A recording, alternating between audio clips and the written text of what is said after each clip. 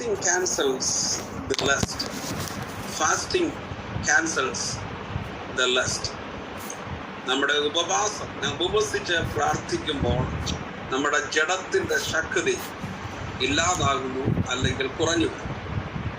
3, greed. അത്യാഗ്രഹത്തെ എങ്ങനെയാണോ നമുക്ക് ഇല്ലാതാക്കാൻ സാധിക്കുന്നത്? Giving ക്യാൻസൽസ് the greed. നാം കൊടുക്കുവാൻ ആഗ്രഹിക്കുമ്പോൾ തുടങ്ങുമ്പോൾ നമ്മുടെ അത്യാഗ്രഹം കുറഞ്ഞു വരുന്നു. ഇങ്ങനെ 3 വിശ്വാസികളുടെ ശത്രുക്കളും അതിനെ അതിജീവിക്കുവാനായിട്ടുള്ള 3 കാര്യങ്ങളാണ് ഞാൻ പറഞ്ഞത്. പ്രാർത്ഥനയോടുള്ള ബന്ധത്തിൽ ഇനി നാം ചിന്തിക്കുവാനായിട്ട് പോകുന്നത് രാത്രിയുടെ 4 യാമങ്ങൾ ഒരു വിശ്വാസിയുടെ പ്രാർത്ഥനയോട് എങ്ങനെ ബന്ധപ്പെട്ടിരിക്കുന്നു എന്നുള്ളതാണ്. ഏതാണ് ഈ രാത്രിയുടെ 4 യാമങ്ങൾ? നമുക്കൊരു വാക്യം വായിക്കാം. മർക്കോസിന്റെ സുവിശേഷം 13-ാം അധ്യായം 34-35 വാക്യങ്ങൾക്ക് വായിക്കാം. മർക്കോസ് 13, 34, 35 വാക്യം. ഒരു മനുഷ്യൻ വീട് വിട്ട് പരദേശത്തേക്ക് പോകുമ്പോൾ ദാസന്മാർക്ക് അധികാരവും അവനവന് അതത് വേലയും കൊടുത്തിട്ട് വാതിൽ കാവൽക്കാരനോട് ഉണർന്നിരിപ്പാൻ കൽപ്പിച്ചതുപോലെ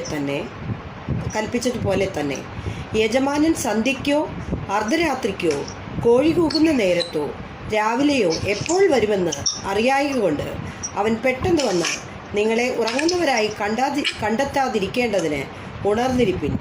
ഞാൻ നിങ്ങളോട് പറയുന്നതോ എല്ലാവരോടും പറയുന്നു, ഉണർന്നിരിപ്പിൻ. ആമേൻ, ആമേൻ. Thank you. 35-ാമത്തെ വാക്യത്തിൽ നിന്നാണ് നമുക്ക് ചിന്തിക്കുവാൻ താല്പര്യപ്പെടുന്നത്. യജമാനൻ മടങ്ങി വരുന്ന സമയം. അത് ഏത് സമയത്തും ആകാം. രാത്രിയുടെ 4 യാമങ്ങളെ കുറിച്ച് പറയുന്നു. 1, സന്ധ്യയുടെ സമയത്തോ യാമത്തിലോ. 2, അർദ്ധരാത്രിയുടെ സമയത്തോ. 3, കോഴി കൂകുന്ന സമയത്തോ. അല്ലെങ്കിൽ രാവിലെയാണോ രാവിലെയോ എപ്പോൾ വരുമെന്ന് നമുക്ക് അറിയുന്നില്ല. അപ്പോൾ 4 യാമങ്ങളാണ് ഇവിടെ രേഖപ്പെടുത്തിയിരിക്കുന്നത്.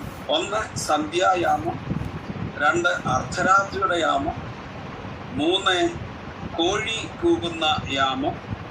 4, രാവിലെ എതിരാവിലെ സമയം. ഇതാണ് രാത്രിയുടെ 4 യാമങ്ങൾ. ഈ രാത്രിയുടെ 4 യാമങ്ങളും ആത്മമണ്ഡലത്തോട് ബന്ധപ്പെട്ടിരിക്കുന്നു. ഈ രാത്രിയുടെ 4 യാമങ്ങളും ആത്മമണ്ഡലത്തോട് ബന്ധപ്പെട്ടിരിക്കുന്നു. ഇനി ഏതാണ് ഈ 4 യാമങ്ങൾ? 1-ാമത്തെ യാമം എന്ന് പറയുന്ന സന്ധ്യായാമം. അത് വൈകിട്ട് 6 മണി തൊട്ട് 9 മണി വരെയുള്ള സമയമാണ് സന്ധ്യായാമം. വൈകിട്ട് 6 തൊട്ട് 9 വരെയുള്ള സമയം 3 മണിക്കൂറാണ്. ഈ 4 യാമങ്ങളും 3 മണിക്കൂർ വീതമായി ഡിവൈഡ് ചെയ്തിരിക്കുകയാണ്. 1-ാമത്തെ യാമമായിട്ടുള്ള സന്ധ്യായാമം 6 മണി തൊട്ട് 9 മണി വരെ. 2-ാമത്തെ യാമമായ അർദ്ധരാത്രിയുടെ സമയം എന്ന് പറയുന്നത് 9 തൊട്ട് 12 വരെയുള്ള സമയങ്ങൾ. 9 AM to 12. അതാണ് 2-ാമത്തെ യാമം, അതായത് അർദ്ധരാത്രിയുടെ യാമം. 3-ാമത്തെ യാമം എന്ന് പറയുന്നത് കോഴി കൂകുന്ന യാമം. 12 തൊട്ട് 3 മണി വരെയുള്ള സമയമാണ്. 12 മണി തൊട്ട് 3 മണി വരെയുള്ള സമയം. 4-ാമത്തെ യാമം അതിരാവിലെ സമയം 3 തൊട്ട് 6 വരെ സമയങ്ങളാണ്. ഇങ്ങനെയാണ് ഈ 4 യാമങ്ങൾ ഉള്ള രാത്രിയുള്ള 4 യാമങ്ങളെ കുറിച്ച് നമുക്ക് മനസ്സിലാക്കാൻ സാധിക്കും. ഈ 4 യാമങ്ങളിൽ ബന്ധത്തിൽ ഒരു വിശ്വാസിയുടെ പ്രാർത്ഥന എങ്ങനെ ബന്ധപ്പെട്ടിരിക്കുന്നു എന്നുള്ളതും ഞാൻ മുമ്പേ ഓർമ്മിപ്പിച്ചതുപോലെ ഈ ഓരോ 3 മണിക്കൂറുള്ള ഈ 4 യാമങ്ങളും ഒന്നല്ലെങ്കിൽ മറ്റൊരു വിധത്തിൽ ആത്മമണ്ഡലത്തോട് ബന്ധപ്പെട്ടിരിക്കുന്നു. ശക്തവും വ്യക്തവും ഫലപ്രദവുമായ പ്രാർത്ഥന നമുക്ക് ചെയ്യണമെന്നുണ്ടെങ്കിൽ ഈ യാമങ്ങൾ ആത്മമണ്ഡലത്തോടെ എങ്ങനെ ബന്ധപ്പെട്ടിരിക്കുന്നു എന്നും ഈ ആത്മമണ്ഡലത്തിൽ വിജയം വരിച്ചിട്ട് ശക്തമായിട്ട് നമുക്ക് എങ്ങനെ പ്രാർത്ഥിക്കുവാൻ സാധിക്കുമെന്നും നമുക്ക് മനസ്സിലാക്കേണ്ടതായിട്ടുണ്ട്. അതാണ് ഏറ്റവും പ്രധാനപ്പെട്ട കാര്യം. ആദ്യം നമ്മളത് മനസ്സിലാക്കിയത് സ്പിരിച്വൽ റിലം, ഇതെല്ലാം സ്പിരിച്വൽ റിലംസിനോട് ബന്ധപ്പെട്ടിരിക്കുന്നു എന്നുള്ളതാണ്. എന്താണ് സ്പിരിച്വൽ റിലം എന്നുള്ളത് ചിന്തിക്കാം. ഈ സ്പിരിച്വൽ റിലത്തെക്കുറിച്ച്, ആത്മമണ്ഡലത്തെക്കുറിച്ച് നാം പഠിക്കുമ്പോൾ പ്രത്യേകാൽ 2 ആത്മമണ്ഡലങ്ങളുണ്ട്. 2 ആത്മമണ്ഡലങ്ങൾ. അത് ഗോഡ് സ്പിരിച്വൽ വേൾഡ് ഒന്ന്, 2 സൈറ്റാനിക് സ്പിരിച്വൽ വേൾഡ്, ദൈവത്തിൻ്റെ ആത്മമണ്ഡലവും 2 സാത്താന്യ ആത്മമണ്ഡലവും. ഇതാണ് 2 ആത്മമണ്ഡലങ്ങൾ. ഈ 4 യാമങ്ങൾ ഈ 2 ആത്മമണ്ഡലത്തോടെ ഒന്നല്ലെങ്കിൽ മറ്റൊരു വിധത്തിൽ ബന്ധപ്പെട്ടിരിക്കുന്നതാണ്. എല്ലാം വളരെ സ്പെസിഫിക് ആയിട്ടും വളരെ കൃത്യമായിട്ടും ഈ ആത്മീയ സ്വഭാവമുള്ള ഈ 4 യാമങ്ങളാണ്. വളരെ കൃത്യമായിട്ടും വളരെ വ്യക്തമായിട്ടും ഈ ഓരോ യാമങ്ങൾക്കും പ്രത്യേകമായിട്ടുള്ള ആത്മമണ്ഡലം ഉണ്ട് എന്ന് നാം മനസ്സിലാക്കുക. ഒരു വിശ്വാസി എന്ന നിലയിൽ നാം പ്രാർത്ഥിക്കുമ്പോൾ, നാം എല്ലാവരും പ്രാർത്ഥിക്കുന്നവരാണ്. പക്ഷേ ഈ മണ്ഡലങ്ങളെ, ആത്മമണ്ഡലങ്ങളെ കുറിച്ച് വ്യത്യസ്തമായ നിലയിൽ മനസ്സിലാക്കി ഇതിൻ്റെ ബേസിക് നമുക്ക് മനസ്സിലാവുന്നില്ലെങ്കിൽ പലപ്പോഴും നമ്മുടെ പ്രാർത്ഥനകൾക്ക് മറുപടി ലഭിക്കാതെ പോകും. അതിനെക്കുറിച്ച് സമയമുണ്ട്, ഞാൻ ശക്തമായി ഞാനത് വിവരിക്കാം. മൂന്നാമതായിട്ട് നാം മനസ്സിലാക്കേണ്ടത്, നാം പ്രാർത്ഥിക്കുമ്പോൾ ഒരു ആത്മീക യുദ്ധത്തിൽ ഏർപ്പെടുന്നു എന്ന് മനസ്സിലാക്കും. പ്രാർത്ഥന ഒരു ആത്മീയ യുദ്ധമാണ്, സ്പിരിച്വൽ ബാറ്റിലാണ്. അപ്പം നാം പ്രാർത്ഥിക്കുമ്പോൾ ആത്മീകമായിട്ടുള്ള ഒരു യുദ്ധത്തിൽ ഏർപ്പെട്ടിരിക്കുന്നു. ആ പ്രാർത്ഥനയിൽ യുദ്ധത്തിൽ ഏർപ്പെട്ടിരിക്കുന്ന നമ്മൾക്ക് ആ പ്രാർത്ഥനയിൽ വിജയവും കൈവരിക്കേണ്ടതായിട്ടുണ്ട്. ഇങ്ങനെ നാം ഈ പ്രാർത്ഥന പ്രാർത്ഥിച്ച് വിജയം ആത്മമണ്ഡലത്തിൽ നാം കൈവരിക്കുമ്പോൾ നാം ആഗ്രഹിക്കുന്ന ആത്മീകമായിട്ടുള്ളതായ ഉത്തേജനവും സ്പിരിച്വൽ അഭിവൃദ്ധിയും നമുക്ക് ഉണ്ടാകാനായിട്ടിടയായിരിക്കും. ഇത്രയും കാര്യങ്ങൾ നാം മനസ്സിലാക്കി. അപ്പോൾ ഇതാണ് ഈ ആത്മമണ്ഡലത്തോടുള്ള ബന്ധത്തിലുള്ള പ്രാർത്ഥന നാം കൃത്യമാണ് ഉദ്ദേശിക്കുന്നത്. എന്താണ് ആത്മമണ്ഡലത്തോട് ഞാൻ പറയാണ്ട് കാരണം ദൈവമാണ് ഈ എല്ലാത്തിൻ്റെ അധികാരി. ദൈവം സകലത്തിൻ്റെ ഉടമസ്ഥൻ, സർവശക്തനായിട്ടുള്ള ദൈവമാണ് എന്ന് നമുക്കറിയാം. സങ്കീർത്തനം 24-ാം സങ്കീർത്തനം അതിൻ്റെ 1-ാമത്തെ വാക്യം ഒന്ന് വായിച്ചാൽ നമുക്കത് വ്യക്തമാണ്. 24-ാം സങ്കീർത്തനം അതിൻ്റെ 1-ാമത്തെ വാക്യം. ഭൂമിയും അതിൻ്റെ പൂർണ്ണതയും ഭൂതലവും അതിൻ്റെ നിവാസികളും യഹോവയ്ക്കുള്ളതാകുന്നു. ഭൂമിയും അതിൻ്റെ പൂർണ്ണതയും നിവാസികളും അതിലുള്ള എല്ലാം യഹോവയ്ക്ക് ഉള്ളതാകുന്നു എന്നാണ് തിരുവചനം നമ്മെ പഠിപ്പിക്കുന്നത്. ഒരു വാക്യോട് വായിക്കാം. 115-ാം സങ്കീർത്തനം 16-ാമത്തെ വാക്യോട് വായിക്കാം. 115-ാം സങ്കീർത്തനം 16-ാമത്തെ വാക്യം. സ്വർഗം യഹോവയുടെ സ്വർഗമാകുന്നു, ഭൂമിയെ അവൻ മനുഷ്യർക്ക് കൊടുത്തിരിക്കുന്നു. സ്വർഗം യഹോവയുടെ സ്വർഗമാകുന്നു, ഭൂമിയെ അവർ മനുഷ്യർക്ക് കൊടുത്തിരിക്കുന്നു. 24 വായിച്ചത് ഭൂമിയും ഭൂവാസികളും അതിലുള്ളതൊക്കെയും ദൈവത്തിൻ്റെതാകുന്നു. 115-ന്റെ നാം വായിച്ചത് സ്വർഗവും സ്വർഗങ്ങളും ദൈവത്തിൻ്റെതാകുന്നു, എന്നാൽ അത് മനുഷ്യന് ഭൂമിയിൽ ദൈവം കൊടുത്തിരിക്കുന്നു. അപ്പോൾ ദൈവത്തിൻ്റെതായിട്ടുള്ള ഈ ഭൂമിയെ ദൈവം മനുഷ്യനെ കൊടുത്തിരിക്കുന്നെന്നാണ് ഇവിടെ വായിക്കുന്നത്. ഈ 1 യോഹന്നാൻ 5-ാം അധ്യായത്തിൻ്റെ 19-ാമത്തെ വാക്യം വായിക്കാം. 1 John 5:19.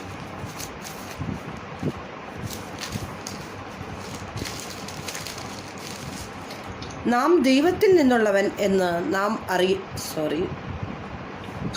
അതാണ് ഉദ്ദേശിച്ചത്. 19-ാമത്തെ വാക്യം. 19.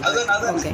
നാം ദൈവത്തിൽ നിന്നുള്ളവർ എന്ന് നാം അറിയുന്നു, സർവ്വലോകവും ദുഷ്ടന്റെ അധീനതയിൽ കിടക്കുന്നു.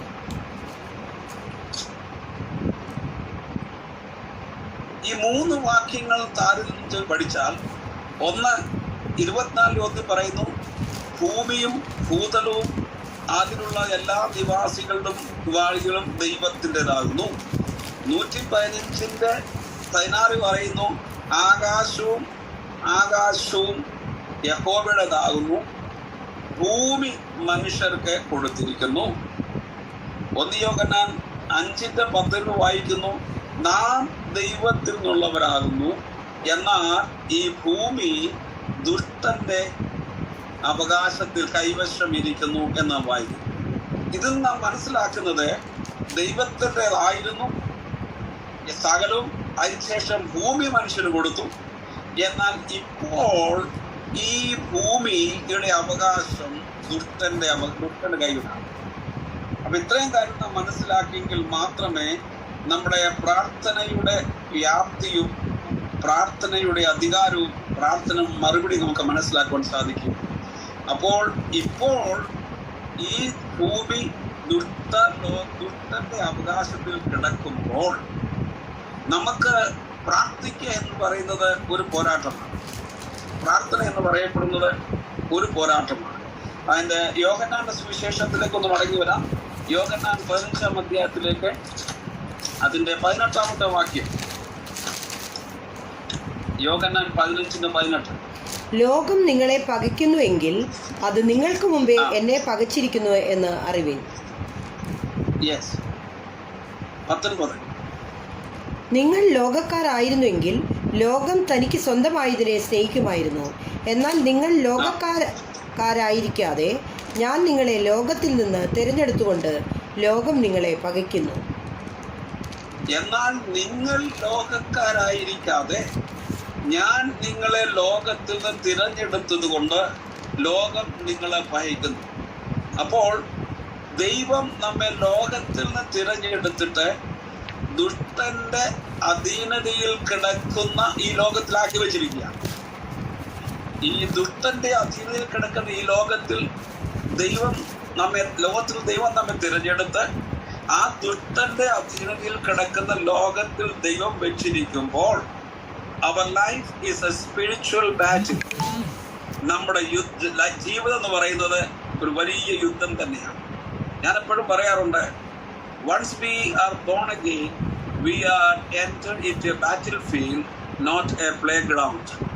നമ്മളൊരു വിശ്വാസിയായാൽ നാം ഒരു കളിക്കളത്തിലല്ല നിൽക്കുന്നത്, നമ്മളൊരു യുദ്ധക്കളത്തിലാണ് നിൽക്കുന്നത്. എപ്പോഴും ഞാൻ പറയാറുണ്ട്, നമ്മുടെ ജീവിതം ഈ അന്ധകാരത്തിന്റെ ദുഷ്ടാത്മസേനയോടുള്ള ഒരു വലിയ പോരാട്ടമാണ്. ഈ പോരാട്ടത്തിൽ നിൽക്കുമ്പോഴുള്ള ഒറ്റ കാരണം, പോരാട്ടം ഉണ്ടാകാൻ കാരണം, we are not of this world. നമ്മൾ ഈ ലോകക്കാരല്ല. എന്നാൽ ദൈവം നമ്മളെ ദുഷ്ടന്റെ അവകാശത്തിൽ കിടക്കുന്ന ലോകത്തിൽ നിന്നും വേർതിരിച്ചിട്ട് ഈ ലോകത്തിൽ തന്നെ ആക്കി വെച്ചിരിക്കുകയാണ്. കാരണം നമ്മളിൽ കൂടെ ഈ ലോകത്തിലുള്ള ദുഷ്ടശക്തിയുടെ മേൽ പ്രാർത്ഥനയിൽ കൂടെ, അധികാരത്തിൽ കൂടെ ജയമെടുത്ത് ദൈവരാജ്യം നമ്മളിൽ കൂടെ ഈ ദുഷ്ടലോകത്തിൽ സ്ഥാപിക്കപ്പെടണമെന്നുള്ളതാണ്. അപ്പോൾ ദൈവം നമ്മളെ രക്ഷിക്കപ്പെട്ടപ്പോൾ സ്വർഗത്തിലേക്ക് എടുക്കാത്തതിന്റെ കാരണം, നമ്മൾ ഈ ലോകത്തിൽ നിന്നിട്ട് ബാറ്റിൽ ചെയ്ത് യുദ്ധം ചെയ്തിട്ട് ഈ ദുഷ്ടന്റെ അവകാശത്തിൽ കിടക്കുന്ന ലോകത്തിന്റെ നിയമങ്ങളും നീതിയും മനുഷ്യരെയും ദൈവരാജ്യത്തിന്റെ അവകാശികളാക്കി തീർക്കുന്ന വലിയ ഉത്തരവാദിത്വം പ്രാർത്ഥനയിൽ കൂടെ നമുക്ക് ദൈവം തന്നിരിക്കുകയാണ്. ഇതാണ് ഏറ്റവും പ്രധാനപ്പെട്ട മനസ്സിലാക്കേണ്ടത്. നിങ്ങൾ കഴിഞ്ഞ ദിവസങ്ങൾ കേൾക്കുന്ന പ്രാർത്ഥന എന്ന വിഷയത്തിൽ വളരെ വ്യത്യസ്തമായ ഇതിലാണ് ഞാൻ ഇതിനെ പഠിപ്പിക്കുന്നത്. പ്രേയർ ഈസ് എ സ്പിരിച്വൽ ബാറ്റിൽ എന്നുള്ള തലത്തിലാണ് ഞാൻ ഇതിനെക്കുറിച്ച് പഠിപ്പിക്കുന്നത്. നമുക്കൊരു വാക്യത്തിലേക്ക് മടങ്ങി വരാം. ഇയ്യോബിന്റെ പുസ്തകത്തിലേക്ക് ഒന്ന് വരാം. Book of job chapter 1 versus 6 and 7. ജോബിന്റെ പുസ്തകം 1-ാം അധ്യായം 6-7 വാക്യങ്ങൾ കൂടെ ഇത് വായിക്കുന്നത്. ഒരു ദിവസം ദൈവപുത്രന്മാർ യഹോവയുടെ സന്നിധിയിൽ നിൽപ്പാൻ ചെന്നു. അവരുടെ കൂട്ടത്തിൽ സാത്താനും ചെന്നു. യഹോവ സാത്താനോട്, നീ എവിടെ നിന്ന് വരുന്നു എന്ന് ചോദിച്ചതിന് സാത്താൻ യഹോവയോട്, ഞാൻ ഭൂമിയിൽ ഊടാടി സഞ്ചരിച്ചിട്ട് വരുന്നു എന്ന ഉത്തരം പറഞ്ഞു. യഹോവ വചനം വളരെ ശാന്തമാണ്. മതി സിസ്റ്റർ, ഈ വാക്യങ്ങൾ ശാന്തമാണെന്ന് ശ്രദ്ധിച്ചാൽ ദൈവപുത്രന്മാർ ദൈവത്തിന്റെ സന്നിധിയിൽ നിൽക്കുമ്പോൾ അവരുടെ കൂട്ടത്തിൽ സാത്താനും ചെന്നു നിന്നു. അപ്പോൾ 7-ാമത്തെ വാക്യത്തിൽ യഹോവയായ ദൈവം അവനോട് ചോദിക്കുന്നു, നീ എവിടെ നിന്ന് വരുന്നു എന്ന് ചോദിച്ചതിനെ സാത്താൻ യഹോവയോട്, ഞാൻ ഭൂമിയിൽ ഊടാടി സഞ്ചരിച്ചിട്ട് വന്നിരിക്കുന്നു എന്ന് പറഞ്ഞു. നോക്കുക, ഭൂമിയിൽ ഊടാടി സഞ്ചരിച്ചിട്ട് വന്നിരിക്കുന്നു എന്ന് പറഞ്ഞു. അപ്പോൾ ഒരു കാര്യം, എന്താണ് ഭൂമിയിൽ അത് ഊടാടി സഞ്ചരിക്കുന്നത്? കാരണം സൈറ്റൻ ഈസ് നോട്ട് ഓംനിപ്രസന്റ്. സാത്താൻ സർവവ്യാപി അല്ല, ദൈവം മാത്രമാണ് സർവവ്യാപി. സാത്താൻ സർവവ്യാപി അല്ലാത്തത് കൊണ്ട് അവൻ ഭൂമിയിൽ ഊടാടി സഞ്ചരിച്ചുകൊണ്ടിരിക്കുക, എവരിവെയർ. അതിന്റെ കാരണം എന്താണെന്ന് ചോദിച്ചാൽ, ഈ സൈറ്റാനിക് ഫോഴ്സസിനെ വളരെ വെൽ എസ്റ്റാബ്ലിഷ്ഡ് ആയിട്ടുള്ള ഇൻസ്റ്റിറ്റ്യൂഷൻസ് അവർ എക്സസൈസ് ചെയ്യുന്നു.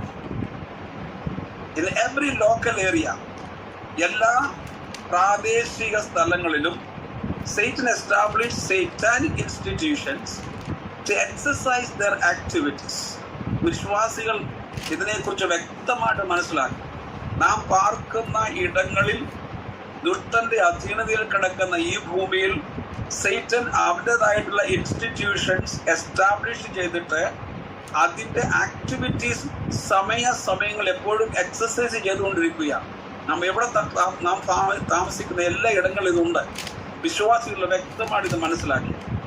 അപ്പോൾ തന്നെ there are many higher authorities over this area or this air. ഈ ആകാശമണ്ഡലങ്ങളിൽ വളരെ വ്യത്യസ്തമായിട്ടുള്ള ഇൻസ്റ്റിറ്റ്യൂഷൻസ്, അധികാരങ്ങളെ ഈ സാത്താൻ ആകാശമണ്ഡലങ്ങൾ സ്ഥാപിച്ചിട്ടുണ്ട്. അതുകൊണ്ട് ഈ Satan he travels from place to place all over the world to maintain the activities or their activities. അതുകൊണ്ടാണ് സാത്താൻ ഭൂമിയിൽ കൂടാടി സഞ്ചരിക്കുന്നത്. താൻ സിസ്റ്റമായി ക്രമാകൃതമായിട്ട് സ്ഥാപിക്കപ്പെട്ടിരിക്കുന്ന ഓരോ മേഖലകളെ തൻ്റെ അധികാരത്തിന് കീഴിലുള്ള ആളുകളെ എക്സാമിൻ ചെയ്യുന്നതിന് വേണ്ടി ഓരോ സ്ഥലങ്ങളിൽ സഞ്ചരിച്ച് അതിൻ്റെ പ്രവർത്തനത്തെ കോടീകരിക്കുന്ന ഒരു പ്രത്യേക കാര്യമാണ് സാത്താൻ ചെയ്തുകൊണ്ടിരിക്കുന്നത്. അപ്പോൾ നാം പ്രാർത്ഥനയിൽ എത്രമാത്രം ഇതിനെക്കുറിച്ച് ബോധവാന്മാരായിരിക്കണം എന്നുള്ളതാണ് നാം മനസ്സിലാക്കുന്നത്. ഞാൻ പറഞ്ഞത്, നമ്മുടെ prayer is a spiritual battle. It's not a praying for your children, praying for the church, praying for the nations of the world. ലോകം മുഴുവൻ രക്ഷിക്കപ്പെടാനുള്ള പ്രാർത്ഥന. This is a spiritual battle. നമ്മൾ ഇതിനെ മനസ്സിലാക്കിയില്ലെങ്കിൽ ഇതിനെ നമുക്ക് ജീവിക്കുവാൻ സാധിക്കില്ല. അപ്പോൾ ഇതിൻ്റെ അടിസ്ഥാനത്തിൽ ഈ 4 യാമങ്ങളിൽ ഏത് നിലയിലാണ് സൈറ്റൻ വർക്ക് ചെയ്യുന്നതെന്നും ഈ 4 യാമങ്ങളിൽ സൈറ്റൻ വർക്ക് ചെയ്യുമ്പോൾ നാം വിശ്വാസി എന്ന നിലയിൽ എങ്ങനെ പ്രാർത്ഥിക്കണം എന്നുള്ളതുമാണ് അല്പമായിട്ട് ഞാൻ ചിന്തിക്കാൻ താല്പര്യപ്പെടുന്നത്. അതിന് ഒന്നാമത്തെയാണ് സന്ധ്യാസമയം, സന്ധ്യായാമം. സാധാരണയായി സന്ധ്യായാമങ്ങളിൽ സംഭവിക്കുന്ന കാര്യങ്ങളെക്കുറിച്ച് നമ്മൾ അല്പം കൂടെ ബോധവാന്മാരാണ്. സന്ധ്യായാമത്തിൽ ഒരു ലൊക്കാലിറ്റിയിൽ, ഒരു സിറ്റിയിൽ, അല്ലെങ്കിൽ ഒരു ഗ്രാമത്തിൽ, അല്ലെങ്കിൽ ഒരു വില്ലേജിൽ സാധാരണ നടക്കുന്ന വീടുകളിൽ നടക്കുന്ന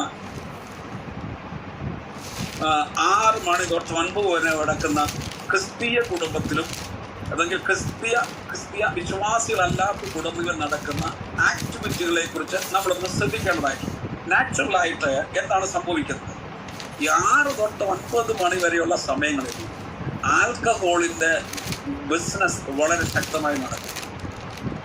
കള്ളിൻ്റെ മദ്യത്തിന്റെ ബിസിനസ് വളരെ ശക്തമായിട്ട് നടക്കുന്ന സമയമാണ് ഈവനിങ്ങില് 6 മണി തൊട്ട് 9 മണി വരെയുള്ള സമയത്ത്. നമുക്കാരും ഇതിനെക്കുറിച്ച് ശ്രദ്ധിക്കേണ്ട കാര്യമില്ലെങ്കിലും നമ്മൾ ഇതിനെക്കുറിച്ച് മനസ്സിലാക്കേണ്ട കാര്യങ്ങളാണ്. ഈ സമയം നടക്കുന്ന സൈറ്റാനിക് ആക്ടിവിറ്റി എങ്ങനെയാണെന്നും ഒരു അവിശ്വാസിയുടെ വീട്ടിൽ നടക്കുന്ന കാര്യങ്ങളും വിശ്വാസിയുടെ വീട്ടിൽ നടക്കുന്ന കാര്യങ്ങൾ എങ്ങനെയുള്ളതായിരുന്നു അറിയണം.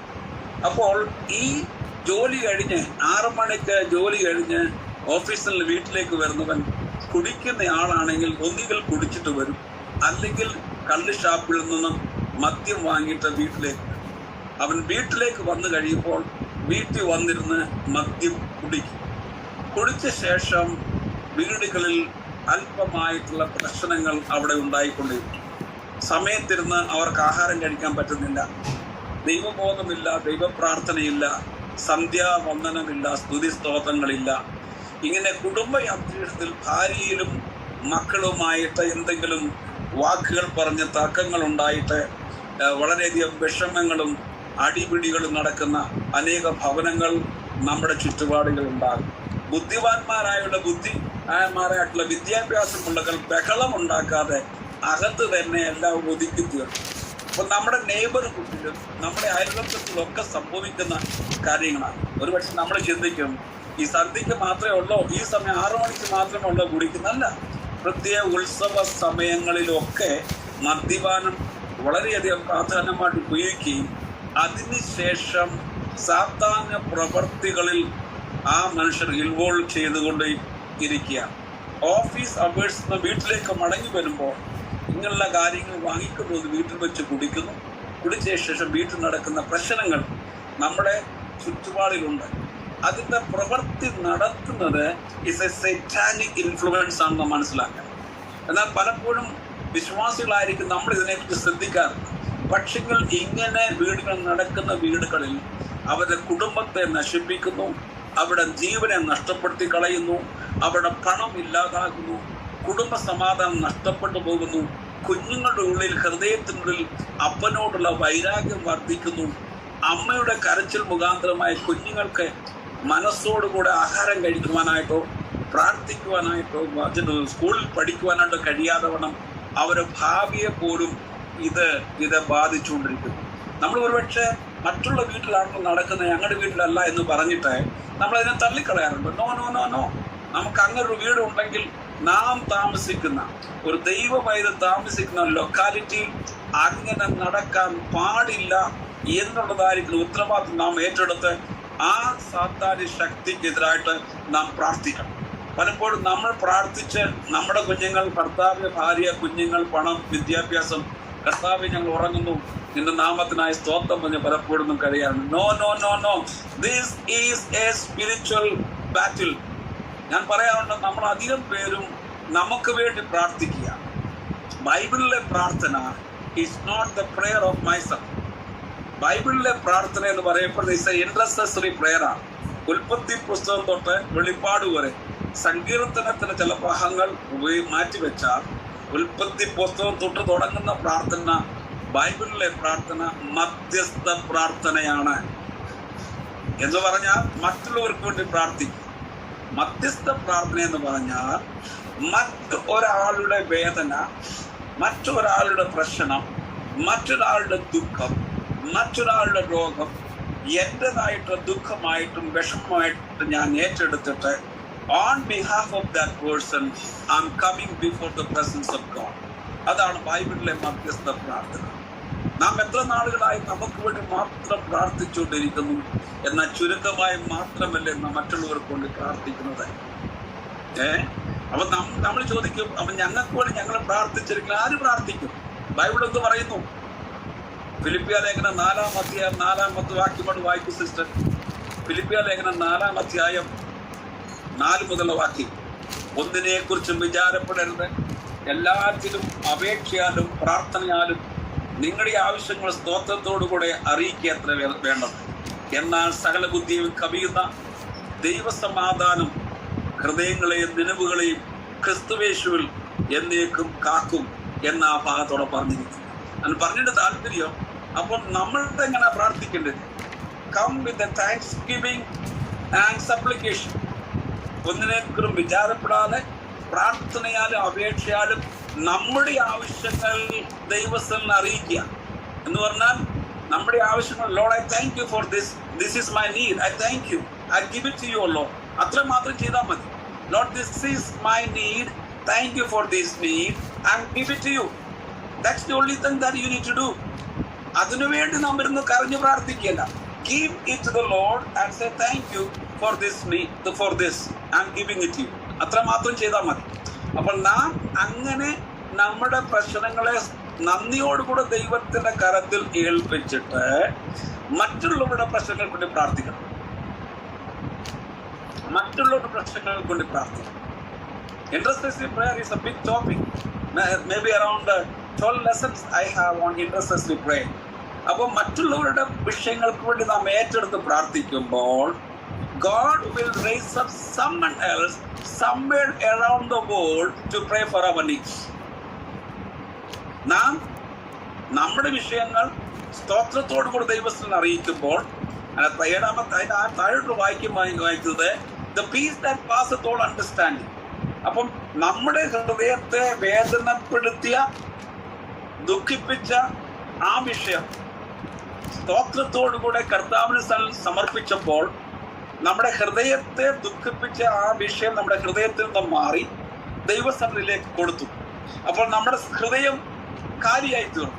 അപ്പൊ കാലിയായിട്ടുള്ള നമ്മുടെ ഹൃദയത്തിലേക്ക് the peace that passeth all understanding, ദൈവത്തിന്റെ സകല ബുദ്ധിയെ കവിയുന്ന ദൈവത്തിന്റെ സമാധാനം നമ്മുടെ ഹൃദയത്തിൽ നിറയ്ക്കുന്നു. അപ്പൊ മറ്റുള്ളവർ നമ്മെ കാണുമ്പോൾ പറയാൻ what kind of problems they are going? They are going through a very, very hard situation. അവർ വളരെയധികം പ്രശ്നത്തിൽ കൂടിയാണല്ലോ പോകുന്നത്.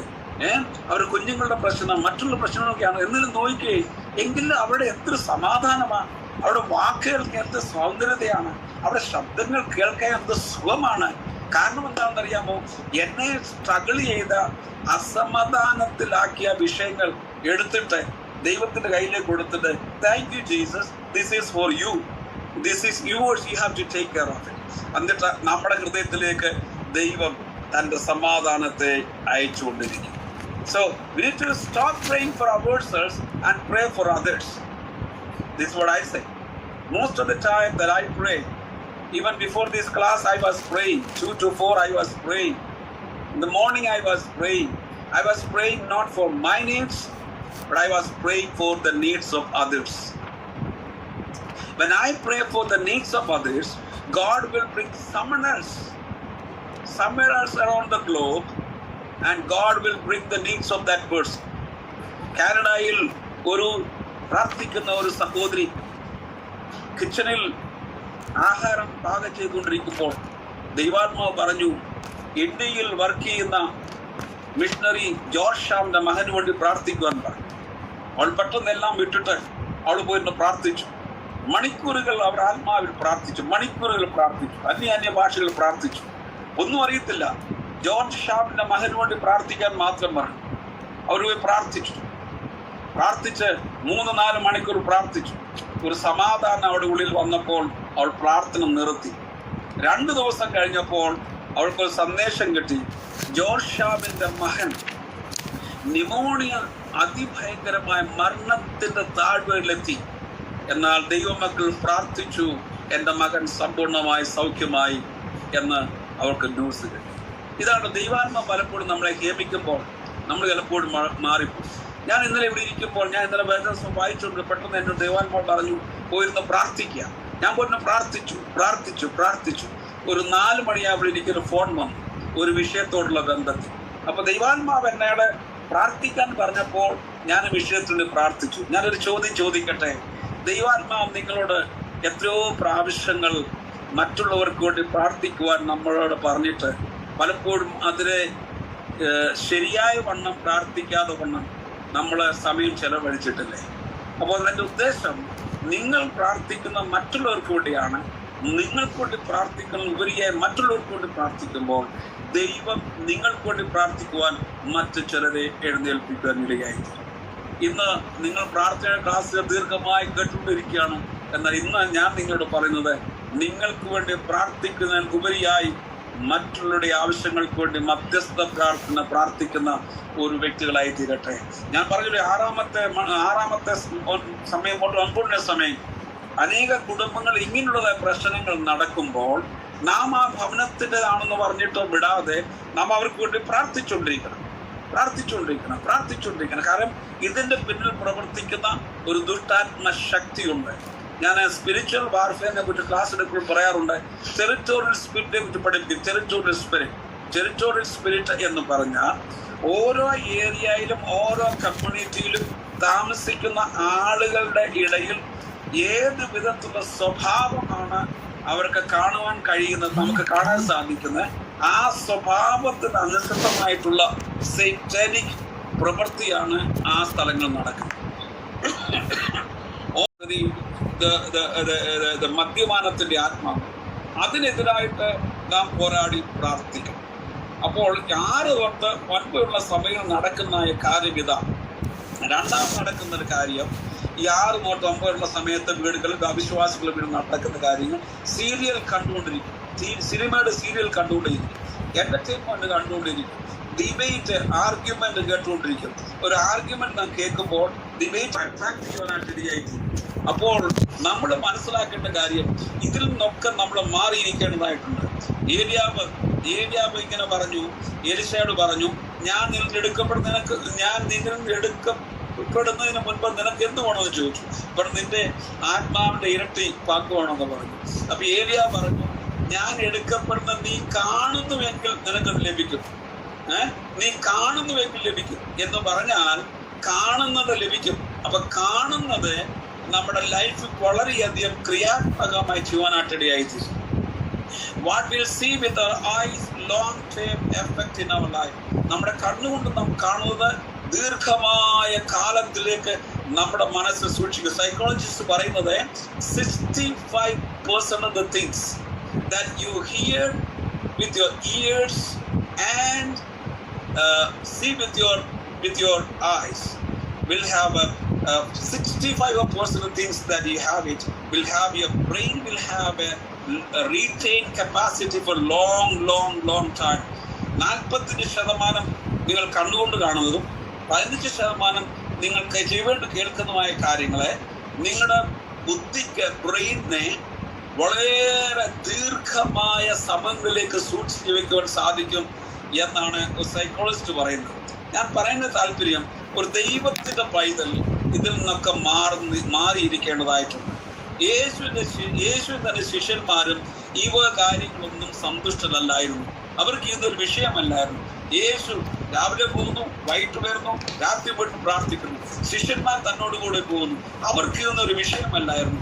യേശുവിന് ഇതൊരു വിഷയമല്ലെങ്കിൽ ഒരു വിശ്വാസിക്കും ഇതൊന്നും ഒരു വിഷയമായിരിക്കാൻ പാടില്ല. അപ്പോൾ സ്പിരിച്വൽ ബാറ്റിൽ നാം മനസ്സിലാക്കിയാണുള്ള കാര്യം നമ്മുടെ ഇതിനുള്ള വ്യത്യസ്തമായ നിലയിലായിരിക്കണം. അപ്പോൾ ഒരു 6 മണി തൊട്ട് 9 മണി വരെ വീടുകളിൽ ഈ കാര്യങ്ങൾ നടക്കുമ്പോൾ ഒരു ദൈവപൈതലിന്റെ വീട്ടിൽ എന്താ നടക്കേണ്ടത്? 6 മണി തൊട്ട് 9 സമയങ്ങളിൽ അവൻ വീട്ടിൽ ഇരുന്നുകൊണ്ട് ദൈവത്തിന് നന്ദി അറിയിപ്പിക്കണം, ദൈവത്തിന് സ്തുതി അർപ്പിക്കണം, കുഞ്ഞുങ്ങളെ വിളിച്ചിരുത്തി ദൈവത്തിന് പാട്ട് പാടണം, സ്തുതി സ്തോത്രങ്ങൾ പാടണം. നമ്മുടെ ആഹാരം പോലും ഒരു ആരാധനയായി മാറണം എന്നാണ് ദൈവദാസൻ പറഞ്ഞത്. നമ്മുടെ ആഹാരം പോലും ഒരു ആരാധനയായിരിക്കണം. നാം ഒന്നിച്ച് കൂടി വരുന്ന ടേബിൾ, ആഹാരം കഴിക്കുന്ന ടേബിൾ, അവിടെ പരിശുദ്ധാത്മാവിന്റെ പ്രദർശനശാലയായി മാറണം. നാം ഒന്നിച്ച് ആഹാരം കഴിക്കുന്ന സമയത്തുമ്പോൾ തന്നെ പരിശുദ്ധാത്മാവ് ഇറങ്ങി വന്ന് ഭർത്താവിൽ കൂടെയോ ഭാര്യയോടെയോ കുഞ്ഞുങ്ങൾക്കൂടെയോ നാളേക്കുള്ള ദൈവത്തിന്റെ പദ്ധതികളെ വെളിപ്പെടുത്തുന്ന പ്രവചനാത്മാവിന്റെ ശുശ്രൂഷ നടക്കുന്ന ഒരിടമായി തീരണം നമ്മുടെ ആഹാരം കഴിക്കുന്ന ടേബിൾ. അതാണ് നമുക്കായിരിക്കേണ്ടത്. അങ്ങനെ ആയിരിക്കുമ്പോൾ നമ്മുടെ കുടുംബ തലത്തിൽ സംഭവിക്കുന്ന ആത്മീയ അനുഗ്രഹങ്ങൾ 2 തലങ്ങളിലേക്ക് ഞാൻ പറഞ്ഞു. ഒന്ന് സൈറ്റാനിക് വേൾഡ്, ഒന്ന് ദൈവികമായ വേൾഡ്. സൈറ്റാനിക് വേൾഡ് 6 തൊട്ട് 9 നടക്കുന്ന കാര്യങ്ങൾ. എന്നാൽ ദൈവികമായിട്ടുള്ള വേൾഡിലെ ദൈവഭവനത്തിൽ ദൈവമക്കളുടെ മറ്റു കാര്യങ്ങളാണ് സ്തുതി, സ്തോത്രം, പ്രാർത്ഥന, ഈ കാര്യങ്ങൾ. ആമേൻ. ഒരു ആമീൻ പറയാൻ പറ്റുമോ? Thank you Jesus. രണ്ടാമത്തെ സെക്ഷൻ അതാണ്. എന്താണ് രണ്ടാമത്തെ? എന്താണ്? അർദ്ധരാത്രിയുടെ സമയം. ഓക്കെ, അർദ്ധരാത്രി സമയമാണ് 9 മണി തൊട്ട് 12 വരെയുള്ള സമയങ്ങൾ. 9 മണി തൊട്ട് 12 വരെയുള്ള സമയങ്ങൾ വളരെ ശ്രദ്ധിച്ചിരിക്കേണ്ട കാര്യങ്ങളാണ്. വളരെ ആത്മാർത്ഥമായ കാര്യങ്ങളാണ് ഞാൻ നിങ്ങൾ സംസാരിക്കുന്നത്. അതായത് 9 തൊട്ട് 12 സമയമാണ് അർദ്ധരാത്രിയുടെ യാമം എന്ന് പറയപ്പെടുന്നത്. ഈ അർദ്ധരാത്രിയുടെ യാമങ്ങളിൽ very peculiar things happening in these hours. വളരെ വ്യത്യസ്തമായിട്ടുള്ളതും വളരെ പേടിപ്പിക്കുന്നതുമായ കാര്യങ്ങൾ ഈ സമയത്ത് നടക്കാറുണ്ട്. ഒന്ന് നടക്കുന്നത്, ക്രിമിനൽ മൈൻഡ് സെറ്റ് മനുഷ്യനുണ്ടാകുന്നു. ക്രിമിനൽ മൈൻഡ് സെറ്റ്, മറ്റുള്ള ഉപദ്രവിക്കാനായിട്ടുള്ളതും മോഷ്ടിക്കുവാനായിട്ടുള്ളതും മറ്റുള്ള ദോഷം ചെലുത്തുവാനായിട്ടുള്ളതും മറ്റുള്ള നശിപ്പിക്കാനുള്ള മൈൻഡ് സെറ്റുകൾ ഈ രാത്രി യാമങ്ങളിൽ ആളുകളുടെ മനസ്സിലേക്ക് സാത്താൻ കൊടുക്കുന്നു. 2, immoral activities take place in this timing. അധർമ്മങ്ങൾ നമ്മുടെ പട്ടണത്തിൽ നടക്കുന്ന സമയങ്ങളാണ് ഈ സമയങ്ങൾ. All kinds of sins are happening in these hours. എല്ലാ വിധത്തിലുള്ള പാപപ്രവൃത്തികൾ നടക്കുന്ന സമയങ്ങളാണ് ഈ 9 തൊട്ട് 12 വരെയുള്ള അർദ്ധസാധ്യ സമയങ്ങളിൽ. മർഡറിങ്, കൊല ചെയ്യുവാനായിട്ടുള്ള മനസ്സ് മനുഷ്യരിലേക്ക് ഉണ്ടാകുന്നു. കുടുംബങ്ങളിൽ കലഹങ്ങൾ വർദ്ധിപ്പിക്കുന്നു. ഹസ്ബൻഡ് വൈഫ് തമ്മിലുള്ള വഴക്കുകൾ ഈ സമയങ്ങളിൽ കൂടുതൽ പല വീടുകളിൽ ഉണ്ടാകുന്നു. ഭാര്യയും ഭർത്താവും തമ്മിലുള്ള അൺഫെയ്ത്ത്ഫുൾനെസ് ഈ സമയങ്ങളിൽ ഉണ്ടാകാറുണ്ട്. ഇത് വളരെ അതിശക്തമായിട്ടുള്ള ഒരു സാത്താനിക് ഇൻഫ്ലുവൻസ് ആണ് ജനത്തിന്മേൽ ഈ സമയത്ത് ഉണ്ടാകുന്നത്. ഈ സമയത്താണ് കൂടുതൽ ആളുകൾ പോർണോഗ്രാഫി വാച്ച് ചെയ്യുന്നത്. അങ്ങനെ പല വിധത്തിലുള്ളതായിട്ടുള്ള സ്വഭാവങ്ങളുടെ അടിമകളായി പല ആളുകളും ഈ സമയങ്ങളിലാണ് കൂടുതലുമാകുന്നത്. പക്ഷെ നമ്മളൊന്നും ഇതിനെക്കുറിച്ച് ശ്രദ്ധിക്കാറില്ല. പലപ്പോഴും നമ്മുടെ വീട്ടിൽ പലപ്പോഴും പ്രാർത്ഥനയ്ക്ക് വരാത്ത കുഞ്ഞുങ്ങളുണ്ടെങ്കിൽ അവരൊക്കെ ഈ ചിന്തയിൽ കൂടെ കടന്നു പോകുന്ന മനസ്സിലാക്കണം. നമ്മൾ ചിന്തിക്കും അവര് പഠിക്കുകയായിരിക്കും എന്തെങ്കിലും കാര്യം. No. Some kind of evil activities happening in the minds of many people in this particular timing. ഒരു ദൈവത്തിന്റെ പൈതൽ ഈ വിഷയത്തോടുള്ള ബന്ധത്തിൽ വളരെ ജാഗ്രത ഉള്ളവരായിരിക്കണം. കിഡ്നാപ്പിംഗ് നടക്കുന്ന സമയമാണ് ഈ സമയം. കിഡ്നാപ്പിംഗ് നടക്കുന്ന സമയങ്ങളാണ്. Young people are involve in cyber sex. ഈ സമയങ്ങളാണ് കുട്ടികൾ, ചെറുപ്പക്കാർ സൈബർ സെക്സിൽ ഇൻവോൾവ് ആകുന്നത്. സൂയിസൈഡ് ടെൻഡൻസി ആളുകളിൽ ഉണ്ടാകുന്ന ഈ സമയങ്ങളാണ്. എന്നാൽ ഒരു ദൈവത്തിന്റെ പൈതൽ ഈ വക കാര്യങ്ങളെ മനസ്സിലാക്കി ബോധപൂർവം ഇതിൽ നിന്ന് മാറിയിരുന്ന ശേഷം ഈ വിഷയങ്ങളിൽ നമ്മുടെ വീടുകളിൽ നാം പ്രാർത്ഥിക്കണം. ഭാര്യയും ഭർത്താവും കുടുംബ പ്രാർത്ഥനയ്ക്ക് ശേഷം ഒരു 10 മിനിറ്റെങ്കിലും പ്രാർത്ഥിച്ച് ഒരു വലിയ ദൈവസാന്നിധ്യം അനുഭവിച്ച ശേഷം മാത്രമേ നിങ്ങൾക്ക് ഉറങ്ങുവാനായിട്ട് പോകാൻ സാധിക്കൂ. ഇതൊക്കെ നടക്കുന്ന ഇന്ന് ലോകത്തിൽ നടക്കുന്ന ഈ ലോകങ്ങളിൽ നടക്കുന്ന കാര്യങ്ങളെ കുറിച്ചാണ് ഞാൻ ഈ പറഞ്ഞു വരുന്നത്. ഞാൻ സ്പിരിച്വൽ വാർത്തകളെ കുറിച്ച് പലപ്പോഴും ക്ലാസ് എടുക്കുമ്പോൾ ഈ കാര്യങ്ങളെ കുറിച്ച് വളരെ ശക്തമായി ഞാൻ എടുത്തു പോകാറുണ്ട്. അപ്പോൾ ഈ സമയങ്ങൾ നടക്കുന്ന ഇത്രയും കാര്യങ്ങളുടെ മധ്യത്തിൽ ഒരു ക്രിസ്ത്യാനി പ്രാർത്ഥിക്കുന്ന ഒരു വ്യക്തിയുടെ ജീവിതത്തിൽ ഉണ്ടാകേണ്ട കാര്യങ്ങളാണ് ഞാൻ പറഞ്ഞു വരുന്നത്. സമയത്ത് ചുരുക്കത്തെ മുന്നോട്ട് പോട്ടെ. മൂന്നാമത്തെ സെഷൻ, അത് 12 to 3, 12 മണി തൊട്ട് 3 മണി വരെയുള്ള സമയമാണ്. അതിനാണ് കോഴി കൂകുന്ന സമയം എന്ന് പറയപ്പെടുന്നത്. 12 മണി തൊട്ട് 3 മണി വരെയുള്ള സമയങ്ങൾ കോഴി കൂകുന്ന സമയങ്ങൾ. ഈ സമയങ്ങൾ വളരെ വ്യത്യസ്തമായ സ്വഭാവങ്ങൾ, 2 യാമങ്ങളിൽ നിന്ന് വ്യത്യസ്തമായിട്ടുള്ള സ്വഭാവങ്ങളാണ്, സിറ്റാനിക് സ്വഭാവങ്ങളാണ് ഈ സമയം സംഭവിക്കുന്നത്. മോർ റോബറി, മോഷ്ടിക്കുവാനായിട്ടുള്ള പ്രേരണ ഈ സമയത്താണ് ഏറ്റവും ഉണ്ടാകുന്നത്. കാരണം റോബേർട്ട് സ്കൂളിൽ വരുന്നത് ഒരു 12 മണി തൊട്ട് 3 മണിയുള്ള സമയങ്ങൾ റോബേർട്ട് സ്കൂളിൽ ഉണ്ടാകുന്നത്. ആളുകൾ പ്രശ്നങ്ങൾ ഉണ്ടായ ശേഷം വീടുകളിൽ നിന്ന് പുറപ്പെട്ടു പോകുന്ന ആളുകൾ ഈ സമയങ്ങളിലാണ്. വീട് വിട്ട് പുറത്തു പോകുന്ന ആളുകൾ പലപ്പോഴും ഈ സമയങ്ങളാണ് ഉണ്ടാകാറുള്ളത്. കൊച്ചു കുട്ടികൾ വീടുകളിലുണ്ടെങ്കിൽ, പ്രായങ്ങളുണ്ടെങ്കിൽ പലപ്പോഴും ഡ്രെഡ്ഫുൾ ഡ്രീംസ് കണ്ടിട്ട് ഉറക്ക വിളിക്കുന്ന സമയങ്ങൾ. ഡ്രെഡ്ഫുൾ ഭയാനകരമായിട്ടുള്ള സ്വപ്നങ്ങൾ കണ്ടു. ചിലപ്പോൾ കുട്ടികളൊക്കെ ഞെട്ടി വിളിക്കും. അത് ഈ സമയത്ത് നടക്കുന്ന കാര്യങ്ങളാണ്. അവർ ഉറക്കം എഴുന്നേക്കും. മെഡിക്കൽ ജോലി ചെയ്യുന്ന ആൾക്കാർക്ക് അറിയാം, പലപ്പോഴും സ്ട്രോക്ക് ഉണ്ടാകുന്ന സമയങ്ങളാണ് 2 തൊട്ട് 3 വരെയുള്ള 2 തൊട്ട് 4 വരെ സമയങ്ങളാണ് സ്ട്രോക്ക് ഉണ്ടാകുന്നത്. നിങ്ങൾ മെഡിക്കൽ ജോലി ചെയ്യുന്ന ആൾക്കാർക്ക് അറിയാം. ഹാർട്ട് അറ്റാക്ക് ഉണ്ടാകുന്ന ഈ സമയങ്ങളോട് അടുത്ത ബന്ധത്തിലാണ് ഹാർട്ട് അറ്റാക്ക് ഉണ്ടാകുന്നത്. നേഴ്സുമാർക്കൊക്കെ അറിയാം, ICUലൊക്കെ വർക്ക് ചെയ്യുന്നത് അറിയാം. ഈ സമയത്താണ് സോഴ്സറി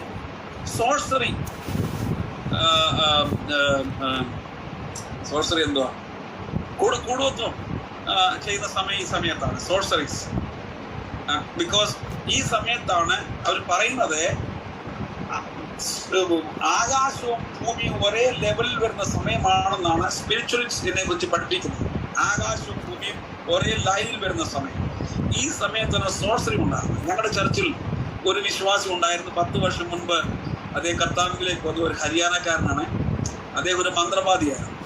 ഞാൻ സ്പിരിച്വൽ വാർഫെറിനെ കുറിച്ച് പഠിപ്പിച്ചുകൊണ്ടിരിക്കുമ്പോൾ അദ്ദേഹത്തെ ഒരു കാര്യം ചോദിച്ചു, ഇതിനെക്കുറിച്ച് പറയാൻ പറഞ്ഞു. അത് പറഞ്ഞു, കറക്റ്റ് 12 മണിയാകുമ്പോൾ ഞങ്ങൾ വീട് വിട്ട് ഞങ്ങളുടെ സെമറ്ററിയിൽ പോയി, ശവക്കോട്ടയിൽ പോയി.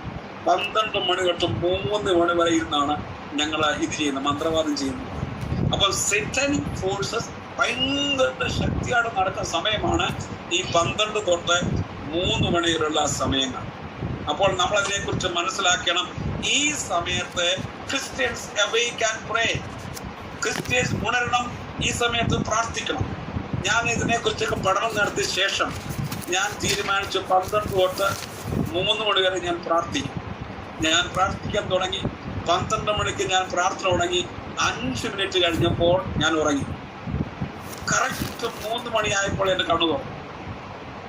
12 മണിക്ക് ഇരുന്നു, 5 മിനിറ്റ് കഴിഞ്ഞപ്പോൾ ഞാൻ ഉറങ്ങി. കറക്റ്റ് 3 മണിയായപ്പോൾ ഞാൻ കണ്ണു തുറന്നു. പല ആവർത്തി ഉണ്ടായി. ഞാൻ വിട്ടില്ല. ഞാൻ തീരുമാനിച്ചു, ഞാൻ ആഴ്ചയിൽ ഒരിക്കൽ അങ്ങനെ പ്രാർത്ഥിക്കും. ആഴ്ച ഒരിക്കൽ ഞാൻ 12 തൊട്ട് 3 മണി വരെ എല്ലാ ദിവസവും പ്രാർത്ഥിക്കാറ്. ഞാൻ പറഞ്ഞിട്ട് താല്പര്യം, ഈ സമയത്താണ് ഭയങ്കര സെറ്റാനിക് ഈവിൾ ഫോഴ്സസ് ഈ സമയം നടക്കുന്നത്. ഈ സമയത്ത് നമ്മൾ ഉണർത്തിരുന്നിട്ട് പ്രാർത്ഥിച്ചാൽ വളരെ ശക്തമായ സെറ്റാനിക് ഫോഴ്സസ് ഉള്ളതുകൊണ്ട് ഈ സമയത്ത് പ്രാർത്ഥിക്കുന്നവരുടെ മേൽ അവരെ സഹായിക്കുവാൻ ദൈവത്തിന്റെ ശക്തന്മാരായ ദൂതന്മാരെ അയക്കും. ശക്തന്മാരായ ദൂതന്മാരെ ദൈവം അയക്കും.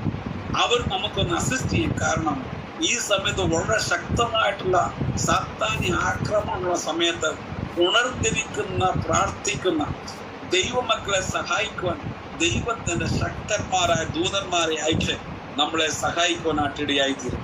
കാരണം ദൈവത്തിന്റെ റെസ്പോൺസിബിലിറ്റിയാണ് നമ്മളെ പ്രൊട്ടക്ട് ചെയ്യുക എന്നുള്ളത്.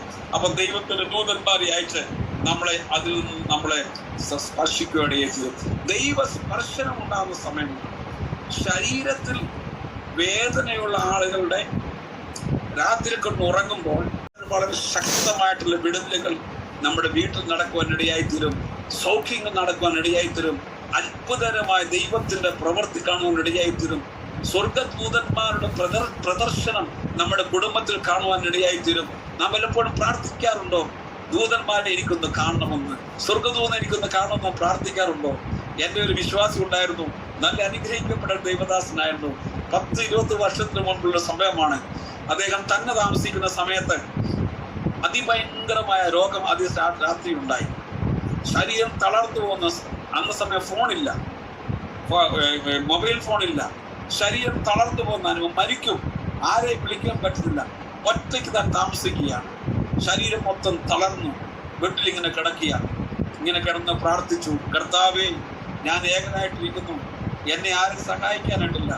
ഞാൻ കേട്ടിട്ടുണ്ട് നീ നിന്റെ ദൂതന്മാരെ അയച്ചിട്ട് നിന്റെ മക്കളെ സംരക്ഷിക്കുന്നുവെന്ന്. അങ്ങനെയെങ്കിൽ ദൈവമേ, നിന്റെ ദൂതനെ എനിക്ക് വേണ്ടി അയക്കണം, എന്നെ സഹായിക്കണമേ എന്ന് പറഞ്ഞ് അദ്ദേഹം പ്രാർത്ഥിച്ചു കിടന്നുറങ്ങി. രാവിലെ അദ്ദേഹത്തിന്റെ കണ്ണു തുറന്ന് നോക്കിയപ്പോൾ അദ്ദേഹത്തിന്റെ സോഫയിൽ ഒരു സ്വർഗദൂതൻ ഇരിക്കുന്നു. അദ്ദേഹം കണ്ടു, പെട്ടെന്ന് ഇങ്ങനെ അതിശയപ്പെട്ടു. കൈ ഇങ്ങനെ നീട്ടി തൊടാൻ ശ്രമിച്ചപ്പോൾ ആ സ്വർഗദൂതൻ അവിടുന്ന് എഴുന്നേറ്റ് പെട്ടെന്ന് അപ്രത്യക്ഷമായി പോകാനായിട്ടിടയായി തീർന്നു.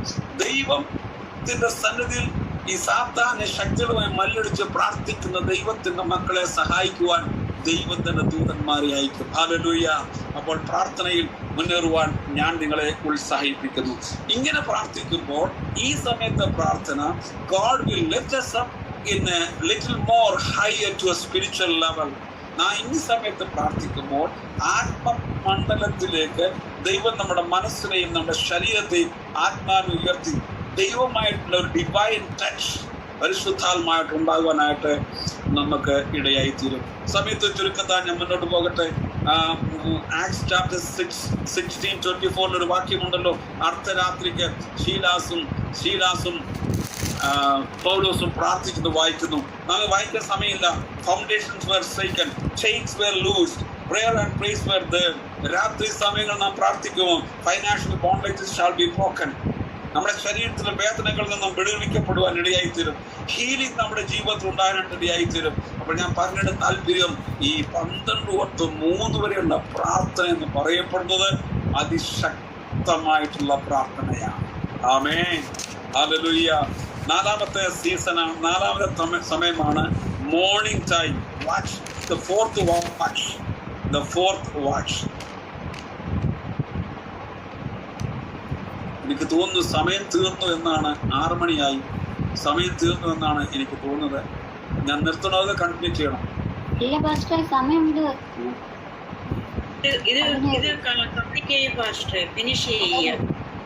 Okay, thank you. ഞാനതൊന്ന് പെട്ടെന്ന് ഓടി പോകുന്നത്. ഓക്കെ, സോ നാലാമത്തെ സീസൺ ആണ് the fourth watch, and it is early morning time. നമുക്കൊരു വാക്യം വായിക്കാം. മത്തായി സുവിശേഷം 14-ാം അധ്യായം 25 തൊട്ട് 27 വാക്യം വായിക്കാം. മത്തായി 14:24 തൊട്ട് പടകോ കരവിട്ട് പല നാഴിക ദൂരത്തായി കാറ്റ് പ്രതികൂലമാകൊണ്ട് തിരുകളൽ വലഞ്ഞിരുന്നു. രാത്രിയിലെ 4-ാം യാമത്തിൽ അവൻ കടലിന്മേൽ നടന്ന് അവരുടെ അടുക്കൽ വന്നു. അവൻ കടലിന്മേൽ നടക്കുന്നത് കണ്ടിട്ട് ശിഷ്യന്മാർ ഭ്രമിച്ചു. അതൊരു ഭൂതമെന്ന് പറഞ്ഞ് പേടിച്ച് നിലവിളിച്ചു. ഉടനെ യേശു അവരോട്, ധൈര്യപ്പെടുവിൻ, ഞാനാകുന്നു, പേടിക്കേണ്ട എന്ന് പറഞ്ഞു. ഇവിടെ വായിക്കുന്നു 24-ാമത്തെ വാക്യത്തിൽ വായിക്കുന്നു, 25-ാമത്തെ വാക്യത്തിൽ വായിക്കുന്നു, രാത്രിയിലെ 4-ാം യാമത്തിൽ അവൻ കടലിൽ മേൽ നടന്ന് അവരുടെ അടുക്കൽ വന്നു. 4-ാമത്തെ യാമം എന്ന് പറയപ്പെടുന്നത് ഈ 3 തൊട്ട് 6 വരെയുള്ള സമയമാണ് 4-ാമത്തെ യാമം എന്ന് പറയപ്പെടുന്നത്. അതായത് ഏർലി മോർണിംഗ് 3 to 6 ആണ് ഈ ഏർലി മോർണിംഗ് അഥവാ 4-ാമത്തെ യാമം. അത് രാവിലെ സമയം എന്ന് പറയപ്പെടുന്നു. ഈ സമയത്താണ് യേശു അവരുടെ അടുക്കിലേക്ക് വരുന്നത്. യേശു അവരിലേക്ക് വന്നത്, നിങ്ങൾ ഭയപ്പെടേണ്ട, ഞാനാകുന്നു എന്ന് യേശു അവരോട് പറയുവാനായിട്ടിടയായിരുന്നു. ഇനി ശ്രദ്ധിക്കേണ്ട കാര്യം, 12 മണി തൊട്ട് 3 മണി വരെയുള്ള സമയത്ത് നാം പ്രാർത്ഥിക്കുമ്പോൾ നമ്മെ സഹായിക്കാൻ ദൈവശക്തന്മാരായ ദൂതന്മാരെ നമ്മെ പ്രാർത്ഥിക്കുവാനായിട്ട് ഇരിക്കുമ്പോൾ നമ്മെ അറ്റാക്ക് ചെയ്യാൻ വരുന്ന സാത്താന്യ ശക്തികളെ തടസ്സപ്പെടുത്തുവാൻ ദൈവം ഈ സമയത്ത് തന്റെ ശക്തന്മാരായ മൈക്കിളിനെയും മീഖാലിനെയും ഒക്കെ അയക്കും. ഈ 12 തൊട്ട് 3 മണി സമയത്ത്. ഇനി 3 മണി തൊട്ട് 6 വരെയുള്ള സമയം എന്ന് പറയുന്നത് ദൂതന്മാർ നമുക്ക് വേണ്ടി യുദ്ധം ചെയ്യുന്ന സമയമാണ്. ദൂതന്മാർ നമുക്ക് വേണ്ടി പ്രവർത്തിക്കുന്ന സമയമാണ് ഈ 3 മുതൽ 6 വരെയുള്ള സമയങ്ങൾ, ഏർലി മോർണിംഗ് അവേഴ്സ്. കാരണം ദൂതന്മാർ സൈറ്റാനിക് ഫോഴ്സസിനെതിരായിട്ട് യുദ്ധം ചെയ്യും. സ്വർഗദൂതന്മാർ സ്വർഗത്തിൽ ഇറങ്ങി വന്നിട്ട് ആ സമയത്താണ് കൂടുതൽ ആളുകൾ പ്രാർത്ഥിക്കുന്ന ആളുകൾക്ക് വിജയം കൊടുക്കുവാൻ ദൂതന്മാർ ഇറങ്ങി വന്ന് യുദ്ധം ചെയ്ത സമയമാണ് ഇതെന്നാണ് അനേക ദൈവഭക്തന്മാരും ഏർലി മോർണിംഗിൽ പ്രാർത്ഥിക്കുന്ന ആൾക്കാർ പറയുന്നത്. ഈ സമയത്ത് പ്രാർത്ഥിക്കുമ്പോൾ അതിശക്തമായ അത്ഭുതങ്ങൾ ദൂതന്മാർ ചെയ്യുമെന്നാണ് പറയുന്നത്. അപ്പൊ നമ്മളും ദൂതന്മാരോടുകൂടെ ഈ 3 മണി തൊട്ട് 6 മണി വരെ പ്രാർത്ഥിക്കുമ്പോൾ ദൂതന്മാരോടുകൂടെ ചേർന്നിട്ട് ഒരു ആത്മീയ യുദ്ധത്തിൽ നാം പങ്കാളികളാകിയാണ് ഈ രാവിലെ 3 തൊട്ട് 6 വരെയുള്ള സമയം എന്ന് പറയപ്പെടുന്നത്. ഈ സമയങ്ങളിൽ ദൂതന്മാരോട് ചേർന്ന് യുദ്ധത്തിനായി പ്രാർത്ഥിക്കുന്ന ആളുകൾക്ക് വേണ്ടി God will open every closed doors for us. Deliverance will happen in this time.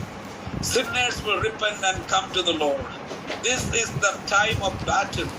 See, we need to get up in this time and pray with angels. ഞാൻ മിക്കവാറും അധിക സമയങ്ങളിലും രാവിലെ സമയം ഞാൻ 3 മണിക്കോ അല്ലെങ്കിൽ 4 മണിക്കോ ഉണരും, തന്നെ ഏകമായി ഞാനിരുന്ന് പ്രാർത്ഥിക്കും. ഈ സമയത്തൊക്കെ ഞാൻ പ്രാർത്ഥിക്കുമ്പോൾ വളരെ ശക്തമായ ദൈവ സാന്നിധ്യം എനിക്ക് അനുഭവിക്കുവാൻ കഴിഞ്ഞിട്ടുണ്ട്. നമുക്കാര്യം പ്രത്യേകം നാം മനസ്സിലാക്കി. ഈ വേദവസ്തും വായിക്കുമ്പോൾ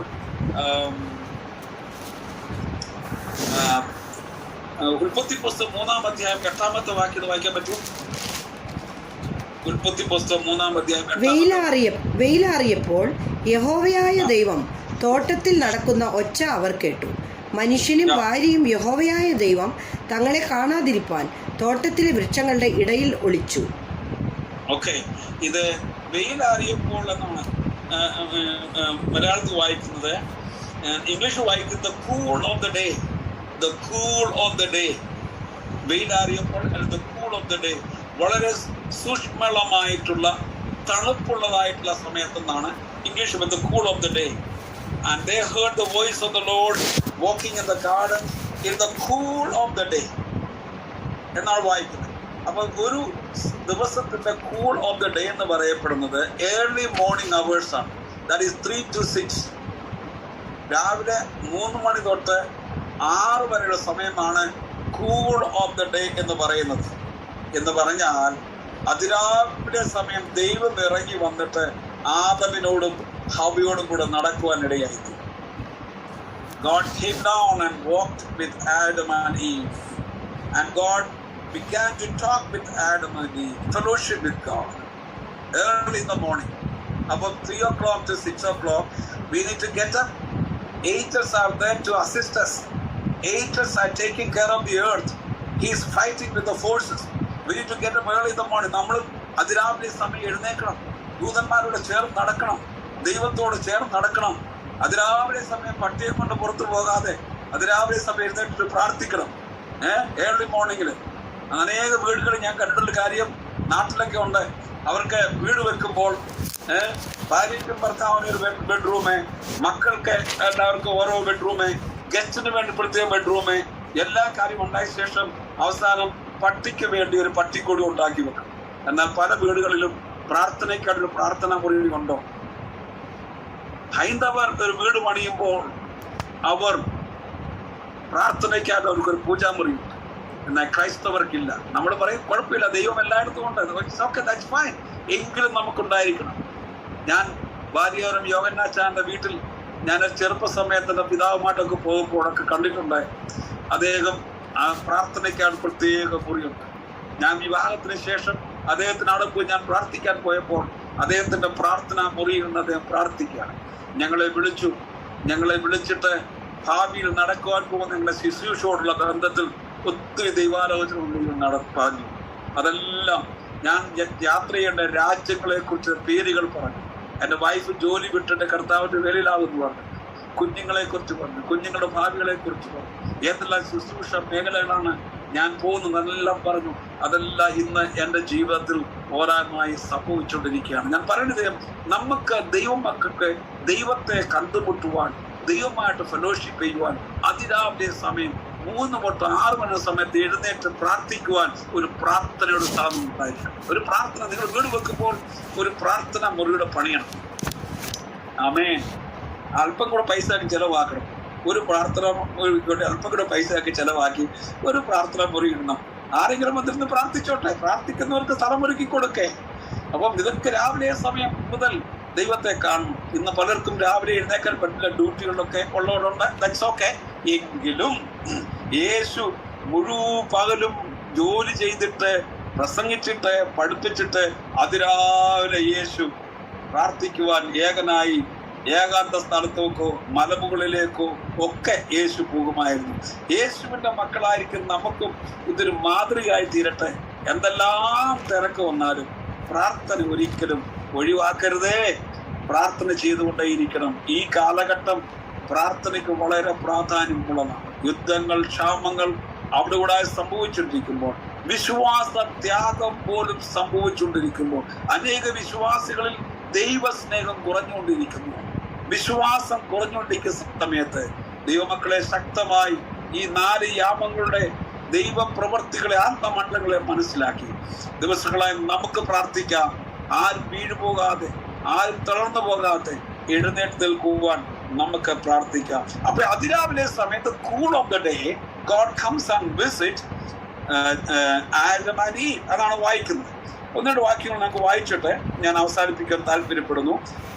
ബുക്ക് ഓഫ് എക്സഡസ്, പുറപ്പാട് പുസ്തകം 12-ാം അധ്യായം 3, 6, 12 വാക്യങ്ങൾ വായിച്ചാണ്. പുറപ്പാട് പുസ്തകം 12-ന്റെ 3, 6, 12. യഹോവ മിസ്രയീമ്യർക്ക് ജനത്തോട് കൃപ തോന്നുമാറാക്കി. വിശേഷാൽ മോശ എന്ന പുരുഷനെ മിസ്രയീം ദേശത്തെ ഫറവോന്റെ ഭൃത്യന്മാരും പ്രജകളും മഹാശ്രേഷ്ഠനായി വിചാരിച്ചു. 12 മാസ്റ്ററെ, 12 ആയിരുന്നോ? സോറി, ഞാൻ 11 വായിച്ചേ. നിങ്ങൾ ഇസ്രായേലിന്റെ സർവ്വസംഘത്തോടും പറയേണ്ടത് എന്തെന്നാൽ, ഈ മാസം 10-ാം തീയതി അതത് കുടുംബത്തിന് ഒരു ആട്ടിൻകുട്ടി വീതം ഓരോരുത്തൻ ഓരോ ആട്ടിൻകുട്ടിയെ എടുക്കണം. അത് 3. 6th വേഴ്സ്, ഈ മാസം 14-ാം തീയതി വരെ അതിനെ സൂക്ഷിക്കണം. ഇസ്രായേൽ സഭയുടെ കൂട്ടമെല്ലാം സന്ധ്യാസമയത്ത് അതിനെ അറുക്കണം. 12th വേഴ്സ്, ഈ രാത്രിയിൽ ഞാൻ മിസ്രയീം ദേശത്തുകൂടെ കടന്ന് മിസ്രയീം ദേശത്തുള്ള മനുഷ്യൻ്റെയും മൃഗത്തിൻ്റെയും കടിഞ്ഞൂലിനൊക്കെയും സംഹരിക്കും. മിസ്രയീമിലെ സകല ദേവന്മാരിലും ഞാൻ ന്യായവിധി നടത്തും. ഞാൻ യഹോവയാകുന്നു. മിസ്രയീമിലെ സകല ദേവന്മാരിലും ഞാൻ ന്യായവിധി നടത്തും. മിസ്രയീമിലെ സകല ദേവന്മാരിലും ഞാൻ ന്യായവിധി നടത്തും. നോക്ക, മിസ്രയീമിലെ സകല ദേവന്മാരിലും എന്ന് പറഞ്ഞാൽ, പ്രത്യേകിച്ച് ഞങ്ങള് ഈ ഭാഗത്തൊക്കെ നോർത്ത് ഇന്ത്യയിൽ ശുശ്രൂഷിക്കുമ്പോൾ, മറ്റ് വിശ്വാസത്തിന് ആൾക്കാർ വരുമ്പോൾ, ഞങ്ങൾ പ്രാർത്ഥിക്കുമ്പോൾ അവർക്ക് പറഞ്ഞു കൊടുക്കുന്ന ഒരു കാര്യമാണ്, സകല ദേവന്മാരെയും ദൈവം ന്യായവിധി, ദേവന്മാരെയും ദൈവം ഇല്ലാതാക്കും എന്ന് ഞങ്ങളെ അവരെ പറഞ്ഞ് ഉത്സാഹിപ്പിക്കാറുണ്ട്. ഞാൻ പറഞ്ഞിട്ട് താല്പര്യം, അപ്പോൾ ദൈവം ഇസ്രായേൽ മക്കളെ മിസ്രയീമിൽ നിന്ന് പുറപ്പെടുവിക്കുവാനായിട്ട് ഒരു പ്രത്യേകമായിട്ടുള്ള സമയം, അതിനുള്ള പദ്ധതികൾ ഒരുക്കിക്കൊണ്ടിരിക്കുകയാണ്. ഓക്കെ, അപ്പൊ ഇസ്രായേൽ മക്കൾ അവിടുന്ന് പുറപ്പെട്ടു. ഇനിയും 14-ാം അധ്യായം 24, 25 വാക്യങ്ങൾ വായിക്കാം. 14-ാം അധ്യായം. പ്രഭാതയാമത്തിൽ യഹോവ അഗ്നിമേഘസ്തംഭത്തിൽ നിന്ന് മിസ്രയീമ സൈന്യത്തെ നോക്കി മിസ്രയീമ സൈന്യത്തെ താറുമാറാക്കി. അവരുടെ രഥചക്രങ്ങളെ തെറ്റിച്ച് ഓട്ടം പ്രയാസമാക്കി. അതുകൊണ്ട് മിസ്രയീമ്യർ, നാം ഇസ്രായേലിനെ വിട്ട് ഓടിപ്പോകാം, യഹോവ അവർക്ക് വേണ്ടി മിസ്രയീമ്യരോട് യുദ്ധം ചെയ്യുന്നു എന്ന് പറഞ്ഞു. ആമേൻ. 24-ാമത്തെ വാക്യം, പ്രഭാതയാമത്തിൽ, അത് 3-6 സമയത്ത് യഹോവ അഗ്നിമേഘ സ്തംഭത്തിൽ നിന്ന് മിസ്രയീം സൈന്യത്തെ നോക്കി മിസ്രയീമ്യ സൈന്യത്തെ താറുമാറാക്കി. അവങ്കലേക്ക് നോക്കിയവർ പ്രകാശിതരായി, അവരുടെ മുഖമോ ലജ്ജിച്ചു പോയതുമില്ല. പ്രഭാതയാമത്തിൽ ദൈവത്തിന്റെ മുഖത്തേക്ക് നോക്കുന്നവരെ ദൈവം നോക്കും. ദൈവത്തിനെ നോക്കുന്നവരെ ദൈവം നോക്കും. പ്രഭാതത്തിൽ പറയുന്നത്, ദൈവം പ്രഭാതത്തിൽ മേഘസ്തംഭത്തിൽ നോക്കി അവിടെ ചക്രങ്ങളെ തെറ്റിച്ച് ഓട്ടം പ്രയാസമാക്കി. നോക്കുക, അവരുടെ രഥത്തിന്റെ ചക്രങ്ങളിലേക്ക് ദൈവം നോക്കിയപ്പോൾ അതെല്ലാം തെറ്റിപ്പോയി. എന്ന് പറഞ്ഞാൽ, നമുക്ക് എതിരായിട്ട് എന്തെല്ലാം ചക്രങ്ങൾ വന്നാലും, എന്തെല്ലാം കാര്യങ്ങൾ ഉണ്ടായാലും, ദൈവം അതിനെ ഒന്ന് നോക്കിയാൽ മാത്രം മതി. പ്രഭാതത്തിൽ ദൈവത്തെ നോക്കുന്നവരെ നമ്മുടെ ചുറ്റുപാടുകളെ ദൈവം നോക്കും. നമുക്കെതിരായി നിൽക്കുന്നതിനെ ദൈവം നോക്കും. ദൈവത്തിന് നോട്ടം മാത്രം മതി. ദൈവമേ, നീ എന്നെ ഒന്ന് കാണണമേ എന്ന് പറയണം. പ്രാർത്ഥിക്കണം, കർത്താവേ, നിന്റെ മുഖത്തേക്ക് ഞാൻ നോക്കുന്നു, ലജ്ജിച്ചു പോകാൻ ഇടയാകരുത്. നാം ദൈവത്തേക്ക് നോക്കുമ്പോൾ ദൈവം എവിടെല്ലാം നമുക്ക് വേണ്ടി നോക്കുമോ അവിടേക്കെല്ലാം ദൈവം നോക്കുവാനായിട്ട് ഇടയായിത്തീരും. ഈ സമയത്ത് ദൈവം ദൈവത്തിന്റെ ദൂതന്മാരും നമുക്ക് വേണ്ടി ഫൈറ്റ് ചെയ്യുവാനിടയായി തീരും. പ്രഭാത സമയം എന്ന് പറയുമ്പോൾ it's A time of change. It's A time of change. ഒരു സമയത്തിന്റെ വ്യത്യസ്തമാണ്, ഒരു പുതുക്കമാണ് ഉണ്ടാകുന്നത്. ഈ റോമാ പട്ടണത്തിലെ റോമാ സോൾജിയേഴ്സ് അവരെ ഡ്യൂട്ടി ചേഞ്ച് ആകുന്ന സമയമാണ് രാവിലെ 3 തൊട്ട് 6 വരെയുള്ള സമയം. ഡ്യൂട്ടി ചേഞ്ച് ആണ്. അവരുടെ ഡ്യൂട്ടി തുടങ്ങുന്നത് വൈകിട്ട് 6 മണി തൊട്ട് രാവിലെ 3 മണി വരെ അവരുടെ ഡ്യൂട്ടി, സോൾജിയേഴ്സിന് ഡ്യൂട്ടി ഉണ്ട്. അപ്പൊ രാവിലെ 3 മണി ആകുമ്പോൾ അവർ ഡ്യൂട്ടി ചേഞ്ച് ആകും. Another group of soldiers 6,000 to 8,000 soldiers will come and join. അപ്പോൾ ഏർലി മോർണിംഗ് ടൈം എന്ന് പറയുന്നത് it's A time of change. It's A transformation time. This is the time that God is changing our life. This is the time that God is bringing some kind of transformations in our life. This is the time that God is bringing His protection upon His people. This is the time that God is bringing healing upon our life. This is the time that God is coming down and defeating all the sickness upon our life. This is the time that we are praying unto the Lord and seeking the face of God. Then God looked upon us and the situation will change in our life. Amen. അതുകൊണ്ട് ഞാൻ നിങ്ങളെ ഉത്സാഹിപ്പിക്കട്ടെ. Early morning prayers 3 o'clock to 6 o'clock and 12 o'clock to 3 o'clock is a very crucial, very strong spiritual timing of prayer. And 3 to 6 is the time that God Himself come down and His angels come down and He minister to us. Changes take place in our lives. Home, God will bring the peace of God, passeth all understanding, into a home. സകല ബുദ്ധിയും കവിയുന്ന ദൈവത്തിന്റെ സമാധാനം നമ്മുടെ വീട്ടിലേക്ക് കൊണ്ടുവരും. കുടുംബ അന്തരീക്ഷത്തിൽ ദൈവത്തിന്റെ തോട്ടമായി മാറുകയാണ്. ദൈവ സമാധാനം നിറയപ്പെടുന്ന ഒരു അനുഭവമായി മാറ്റപ്പെടുകയാണ്. അപ്പൊ ഇങ്ങനെയെങ്കിൽ early morning prayers is the most powerful time of prayer. So in this time of prayer you will receive the spiritual victory in our life. Amen. ദൈവം നമുക്ക് ആത്മീക യുദ്ധത്തിൽ ജയം തരുന്ന സമയമാണ്. അതുകൊണ്ട് ഞാൻ ഒത്തിരി കാര്യങ്ങൾ പറയാനായിട്ടുണ്ട്. ജെനസിസ് 32:24 യാക്കോബ് യൂതനുമായി മല്ലടിക്കുമ്പോൾ അവന്റെ പേരിനെ രൂപാന്തരപ്പെടുത്ത കാര്യങ്ങളും 32 കാര്യങ്ങൾ കിടപ്പുണ്ട്. ഞാൻ പറഞ്ഞിട്ട് താല്പര്യം, ഈ സമയങ്ങൾ എന്ന് പറയപ്പെടുന്നത് ഏറ്റവും പ്രധാനപ്പെട്ട സമയങ്ങളാണ്. ദൈവമക്കൾ അതിരാവിലെ സമയം എഴുന്നേറ്റ് പ്രാർത്ഥിക്കണം.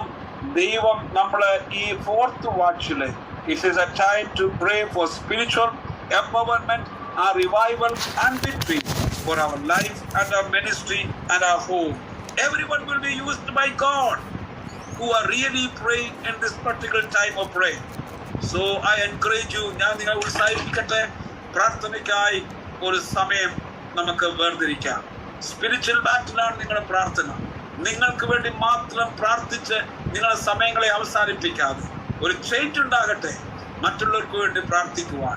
1ാമത്തെ സീസൺ ഞാൻ പറഞ്ഞു 6 മണി തൊട്ട് 9 മണി വരെ ആ നടക്കുന്ന നമ്മുടെ നെയ്ബർഹുഡിൽ നടക്കുന്ന കാര്യങ്ങൾ. 2ാമത്തെ സീസൺ 12 തൊട്ട് 9 തൊട്ട് 12 വരെ വളരെ ക്രൂഷ്യൽ ആയിട്ടുള്ള സ്പിരിച്വൽ അറ്റാക്ക് നടക്കുന്ന സമയങ്ങളാണ്, സോഴ്സറി നടക്കുന്ന സമയങ്ങളാണ്. 3ാമത്തെ സമയമാണ് 12 തൊട്ട് 3 വരെയുള്ള സമയങ്ങൾ, വളരെ ശക്തമായിട്ടുള്ള കാര്യങ്ങൾ നടക്കുന്ന സമയമാണ്. 3 തൊട്ട് 6 വരെ ദൂതന്മാർ ഇറങ്ങി വന്ന് നമുക്ക് വേണ്ടി യുദ്ധം ചെയ്ത് തരുന്ന, വിജയം തരുന്ന, സൗഖ്യം തരുന്ന, അനുഗ്രഹം തരുന്ന, വിശാലത വരുത്തുന്ന ഒരു സമയമാണ് ഈ സമയം. അതുകൊണ്ട് ഞാൻ നിങ്ങളെ ഉത്സാഹിപ്പിക്കട്ടെ, പ്രാർത്ഥനയിൽ മടുത്തു പോകരുതേ. പ്രാർത്ഥന പഠിക്കുക മാത്രമല്ല, പ്രാർത്ഥന ദിനം തോറും ഇതിനെക്കുറിച്ച് നിങ്ങൾ പ്രാർത്ഥിക്കണം. ഈ സമയങ്ങളെ വ്യക്തമായിട്ട് മനസ്സിലാക്കി പ്രാർത്ഥിക്കുവാനായിട്ട് ദൈവത്തിന്റെ ആത്മാവ് നമ്മളെ സഹായിക്കട്ടെ എന്നുള്ള പ്രാർത്ഥനയോടുകൂടെ ഈ ക്ലാസ് ഇവിടെ അവസാനിപ്പിക്കുന്നു. ദൈവം നമ്മെ എല്ലാവരെയും അനുഗ്രഹിക്കട്ടെ. Thank you. അനുഗ്രഹിക്കപ്പെട്ട ദൈവിക വചനത്തിനായിട്ട് സ്തോത്രം. ഹല്ലേലൂയ, സ്തോത്രം.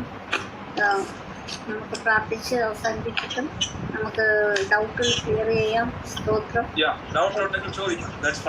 പ്രാർത്ഥിച്ച് അവസാനിപ്പിച്ചിട്ടും ഹല്ലേലൂയ, സ്തോത്രം. Pastor John, pastor George Thomas, pastor George Thomas ഉണ്ട്.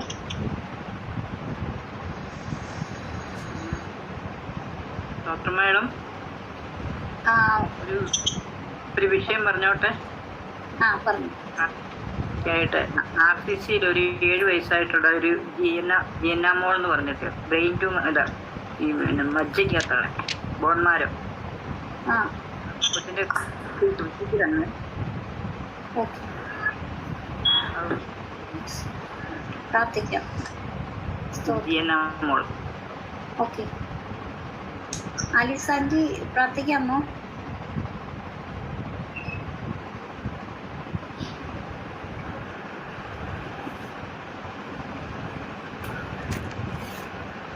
ഹല്ലേലൂയ. കർത്താവേ സ്തോത്രം അപ്പാ, സ്തോത്രം നന്ദിയോടെ സ്തോത്രം ചെയ്യുന്നു. പരിശുദ്ധനാമത്തെ വാഴ്ത്തുന്നു, ഞങ്ങൾ ആരാധിക്കുന്നത്. നന്ദിയോടെ സ്തോത്രം. പരിശുദ്ധനായ ദൈവം